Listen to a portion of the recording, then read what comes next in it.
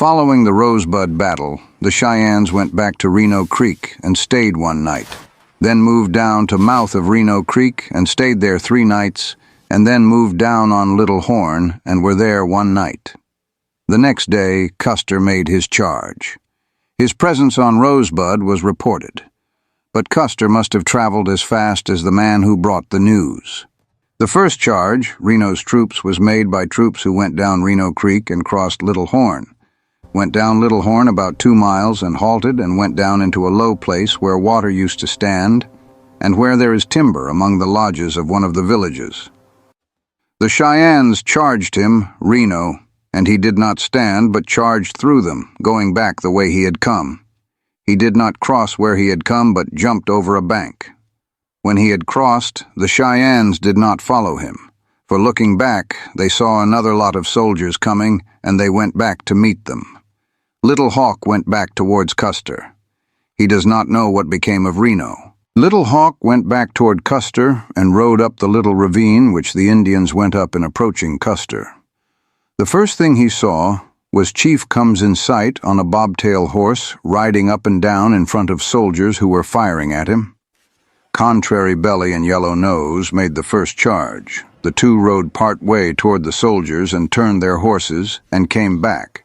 Soldiers were all dismounted to fight on foot. As these 2 came back, an officer was killed and fell from his horse, and then all the soldiers mounted. Yellow Nose and Contrary Belly now made a second charge and were followed by the rest of the Indians. When they charged, the soldiers ran and went along the straight ridge where they chased them like buffalo, and as long as they had their backs toward Indians, the Indians rode right in among them. At the knoll where the monument stands, the soldiers turned, and that is the last place he saw them. White Bull's son, Noisy Walking or Thunder Walking, and Illeg. Black fell right in among the soldiers as they were going along. White Bull's son lived till next day, 23 dead.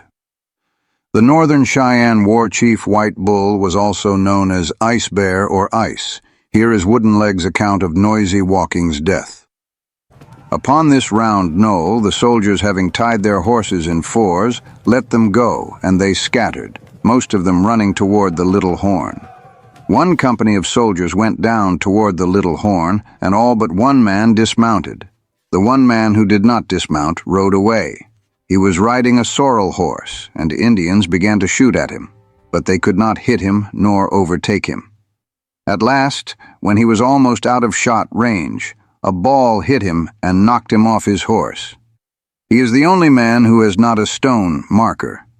This probably refers to the last suicide described by Flying Hawk, He-Dog, White Cow Bull, and others. In the charge up the ridge where soldiers and Indians were together, when White Bull's son, Noisy Walking, and Illegdens Black were killed, not many soldiers were slain. Most of them got upon the knoll where the monument now stands. From there, the most of them were killed by the Indians, hidden behind a little ridge. But there was some charging in to these troops by Indians. Yellow Nose captured from a soldier a flag which had a gilt lance head on the staff, the only one of this kind taken. About 15 flags were captured. After Custer was finished, they went back to Reno to keep him from getting water. They stayed there 2 days and won 2 nights. Then word came that General Miles Terry was coming up the Bighorn, but that he had big guns with him. To fight him under such conditions would be merely to waste ammunition, for on account of the big guns, they could not get close enough to fight him. The second day in the evening they left Reno and moved camp toward the head of the Little Horn, traveling after night. They do not know when the soldiers came to the place to look at their dead friends. Back when Reno made his charge, there were some Ree-Indians with him. When they met in the timber, Black Crane's son, Wooden Leg says it was Whirlwind, met a Ree scout. These 2 were riding side by side and pulled triggers at same instant the Cheyenne was killed. The Arikara or Ree scout was Bobtailed Bull.